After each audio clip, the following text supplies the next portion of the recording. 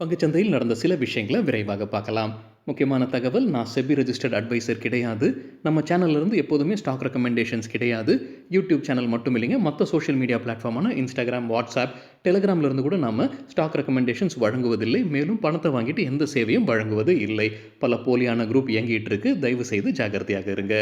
இந்த வீடியோவில் காட்டக்கூடிய அனைத்து கம்பெனிகளும் வெறும் இன்ஃபர்மேஷனல் பர்பஸ்க்காக மட்டுமே முதலீடு செய்யுங்கன்னு சொல்கிற வீடியோ கிடையாது. எந்த ஒரு முதலீட்லையும் ரிஸ்க் இருக்கும். ரிஸ்க் புரியாமல் இன்வெஸ்ட் செய்யாதீங்க. ரிஸ்க் புரியலைன்னா தயவு செய்து இன்வெஸ்ட்மெண்ட்டை தவிர்த்துருங்க. நம்ம ருபி டிரைவர் சேனலை ஆதரிக்கிற அனைத்து நல்ல உள்ளங்களுக்கும் நன்றி. அமெரிக்கா மற்றும் ஈரான் இடையே பேச்சுவார்த்தை சுவிட்சர்லாந்தில் நடைபெற இருக்கின்ற செய்தி நம்ம பார்த்துருந்தோங்க. இப்போ முதற் சுற்று பேச்சுவார்த்தை முடிவுக்கு வந்திருக்கு. ஈரானுடைய ஃபாரின் மினிஸ்டர் அவருடைய எக்ஸ் தளத்தில் சில விஷயங்கள் பதிவிட்டிருக்கிறாரு. முதற் சுற்று பேச்சுவார்த்தைக்கு பிறகு என்னென்ன பேசியிருக்கிறாங்கன்றது, ஆயில் எக்ஸ்போர்ட் மீது சில கட்டுப்பாடுகளை அமெரிக்கா விதிச்சிருந்தாங்க. ஈரான் மீது ஆயில் எக்ஸ்போர்ட் செய்வதற்கு கட்டுப்பாடுகள் விதிச்சிருந்தாங்க. அதை நீக்கி இருக்கிறாங்க. அமெரிக்காவுடைய பிளாக்கேடை நீக்கி இருக்கிறாங்க. ஈரானுடைய சொத்துக்களை அமெரிக்கா முடக்கி இருக்கிறாங்க. வெளிநாட்டில் இருக்கக்கூடிய சொத்துக்களை முடக்கி இருக்கிறாங்க. அதில் சிலதை ரிலீஸ் பண்ண ஆரம்பிச்சிருக்கிறாங்க அமெரிக்கா. அதே போல ஈரானுடைய ரீகன்ஸ்ட்ரக்ஷன் மற்றும் டெவலப்மெண்ட் பிளான் குறித்தும் இரு தரப்பினரும் பேசியிருப்பதாக ஈரானுடைய ஃபாரின் மினிஸ்டர் எக்ஸ் தளத்தில் பதிவிட்டிருக்கிறாரு.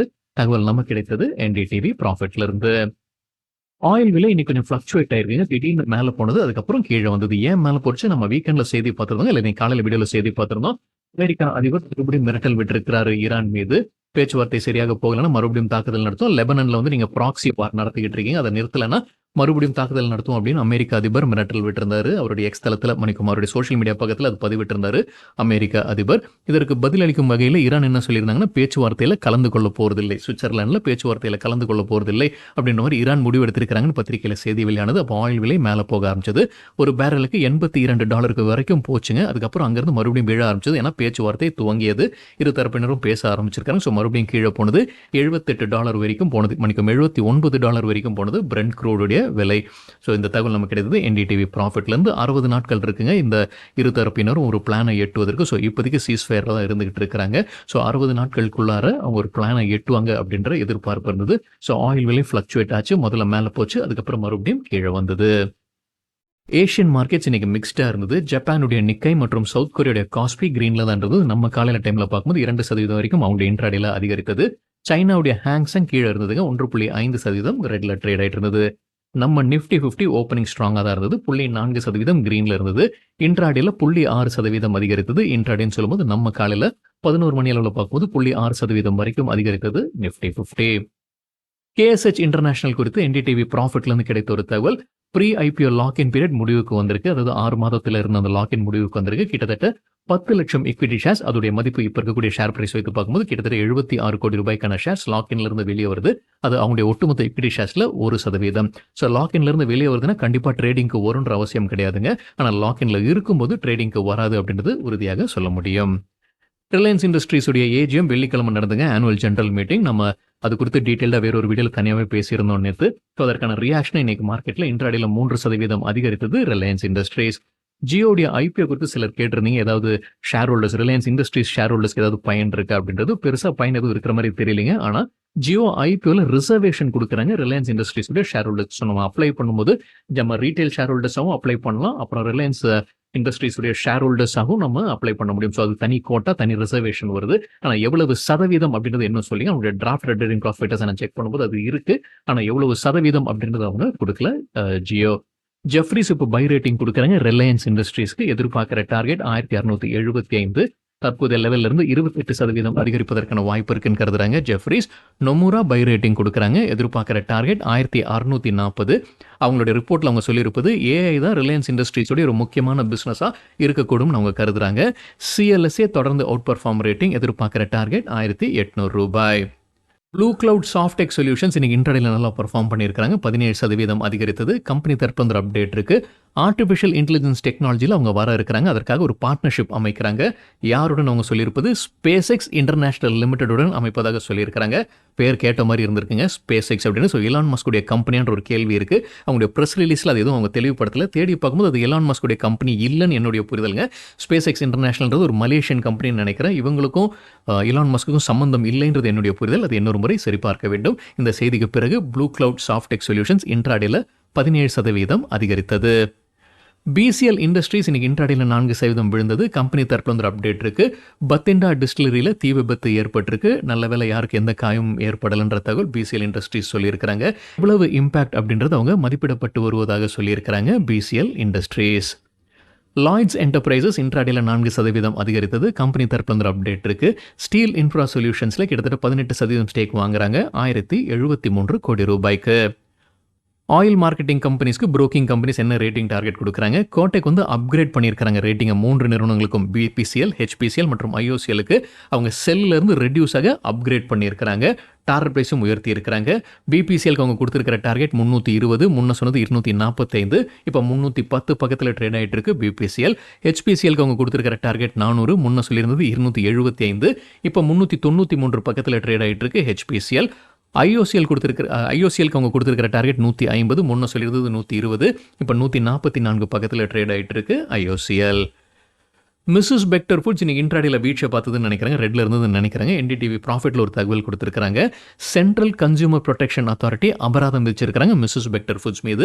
1 லட்சம் ரூபாய் அபராதம். என்ன குற்றச்சாட்டு? அவங்களுடைய பேக்கேஜிங் அட்வர்டைஸ்மெண்ட்ல தவறாக பயன்படுத்துறாங்க வார்த்தைகள் அப்படின்னது 100% அப்படின்னு அவங்க அட்வர்டைஸ்மெண்ட்ல பயன்படுத்துறாங்க. ஆனால் அதில் இருக்கக்கூடிய பொருட்கள் 100% கிடையாது. குறிப்பாக அவங்க உதாரணத்திற்கு சொல்லியிருப்பது 100% ஆட்டா பிரெட்னு அவங்க விளம்பரப்படுத்துறாங்க. ஆனால் அதில் 100% இல்லை, வெறும் 87% மட்டும்தான் கோதுமை இருக்கு. இருந்தாலும் அவங்க கோதுமை முழு 100% கோதுமை அப்படின்னு சொல்லி அவங்க விளம்பரப்படுத்துகிறாங்க. இது தவறுதலாக இருக்குது. அதனால் அவங்களுக்கு இப்போதைக்கு அபராதம் விதிச்சிருக்கிறாங்க. அதே போல் மற்றொரு நிறுவனம் எஸ்டோரியா ஃபுட்ஸுக்கும் இதே மாதிரியான ஒரு அபராதம் விதிச்சிருக்கிறாங்க. சென்ட்ரல் கன்சியூமர் ப்ரொடெக்ஷன் அத்தாரிட்டி அவங்களும் அதே மாதிரி தாங்க 100% இளநீர்னு போட்டிருக்கிறாங்க. அது 100% கிடையாது. அதே போல் அவங்களுடைய ஜூஸ்லையும் 100% ஜூஸ் வேரியன்ஸ்னு போட்டிருக்காங்க. ஆனால் 100% ஜூஸில் தண்ணி அப்புறம் வேறு ப்ரிசர்வேட்டிவ்ஸ் எல்லாம் மிக்ஸ் பண்ணியிருக்கிறாங்க. அதெல்லாம் இன்க்ரீடியன்ஸில் கொடுக்குறாங்க. ஆனால் அவங்க விளம்பரப்படுத்தும் போது 100% விளம்பரப்படுத்துகிறாங்க.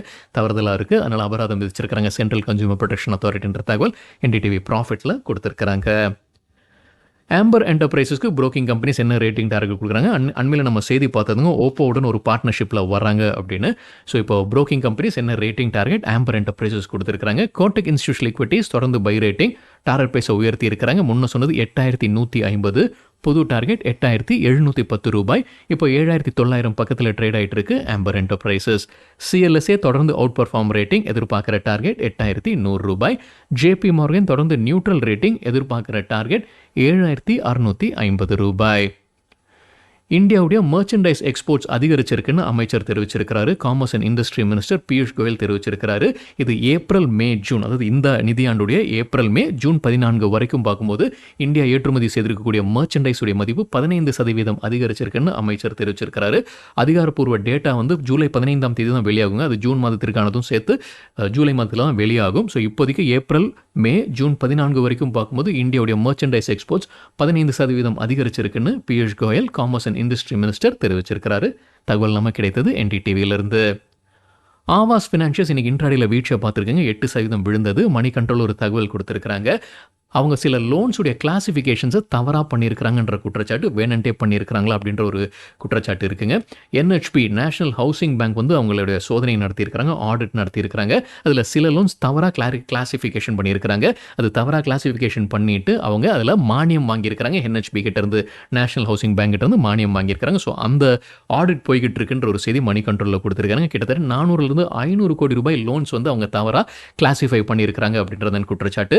அது மட்டும் இல்லை, கூடுதல் தகவல் மணி கண்ட்ரோல் என்ன கொடுத்திருக்காங்கன்னா, கடந்த வாரம் நியூ டெல்லி ஆஃபீஸ்க்கு, என்ஹெச்பியோடைய நியூ டெல்லி ஆஃபீஸ்க்கு ஆவாஸ் ஃபினான்ஷியல்ஸுடைய சீனியர் மேனேஜ்மெண்ட்டை அவங்க வர வச்சிருக்கிறாங்க. அங்கே அவங்க பேசியிருக்கிறாங்கன்றதையும் சொல்லியிருக்கிறாங்க.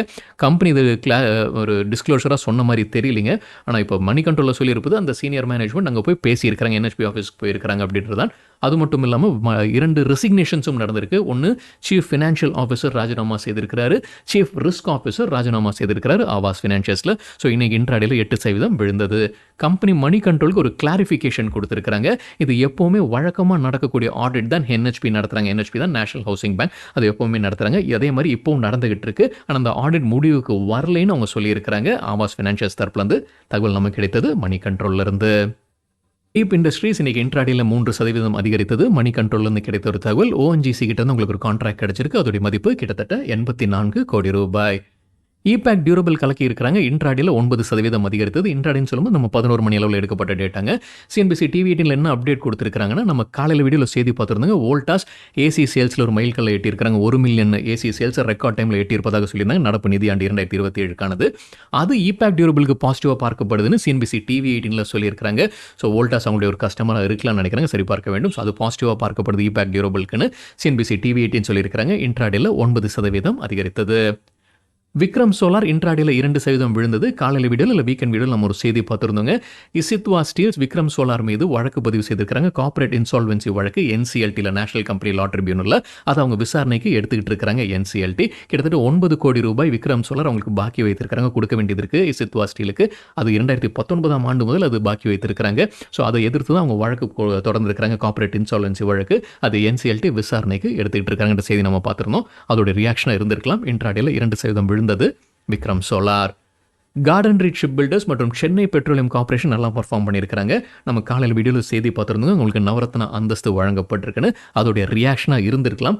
5% வரைக்கும் அதிகரித்தது இந்த 2 கம்பெனிகள் இன்னைக்கு இன்ட்ராடேல. ஊனோ மிண்டா தரப்புல வந்து ஒரு அப்டேட் இருக்கு. Ministry of Heavy Industries approval வழங்கி இருக்கிறாங்க ஒரு முதலீட்டுக்கு. ஊனோ மிண்டாவுடைய மற்றொரு நிறுவனம் தான் Uno Minda Auto Innovations Private Limited. இந்த Uno Minda Auto Innovations Private லிமிடெட்ல தான் முதலீடு வருது. Inovance Automotive HK investment Hong நிறுவனம் நினைக்கிறாங்க. அவங்க முதலீடு செய்வதற்கு Ministry of Heavy Industries approval வழங்கி இருக்கிறாங்க. ஆனால் இன்னும் அவங்களுக்கு அதாவது இனோவான்ஸ் ஆட்டோமேட்டிவ்க்கு இன்னும் அவங்க நாட்டில இருந்து இன்னும் அனுமதி கிடைக்கல போல தெரியுதுங்க. அதுக்கு வெயிட் பண்ணிட்டு இருப்பதாக சொல்லியிருக்கிறாங்க ஊனோ மிண்டா. லார்சன் அண்ட் டியூப்ரோக்கு CLSA அவுட் பர்ஃபார்ம் ரேட்டிங் கொடுக்குறாங்க. எதிர்பார்க்குற டார்கெட் 4842. இப்போ 4220 பக்கத்தில் ட்ரேட் ஆகிட்டு இருக்கு Larson and Toubro. Kirloskar oil engines இன்னைக்கு கலக்கி இருக்கிறாங்க. இன்ட்ராடேல 20% அதிகரித்தது. காலையில் வீடியோவில் நம்ம ஒரு செய்தி பார்த்துருந்தோங்க. ஹைப்பர் நெக்ஸ்ட் கிட்ட இருந்து அவங்களுக்கு ஒரு கான்ட்ராக்ட் கிடைச்சிருக்கு அப்படின்னு. அதுதான் பாசிட்டிவாக பார்க்கப்படுது எக்கனாமிக் டைம்ஸில் சொல்லியிருக்காங்க. ஏன்னா அந்த பிசினஸில் கமின்ஸ் நிறுவனம் தான் ஸ்ட்ராங்காக இருந்திருக்காங்க. 80% மார்க்கெட் ஷேர் வைத்திருந்திருக்காங்க. அதில் இப்போ கிர்லோஸ்கர் ஆயில் இன்ஜின்ஸும் வராங்கன்னு எக்கனாமிக் டைம்ஸில் பாசிட்டிவாக சொல்லியிருக்காங்க. இன்ட்ராடேல 20% அதிகரித்தது கிர்லோஸ்கர் ஆயில் இன்ஜின்ஸ். சரிங்க, இதுதான் சில விஷயங்கள் என்னுடைய பார்வைக்கு எட்டியது. நன்றி, வணக்கம்.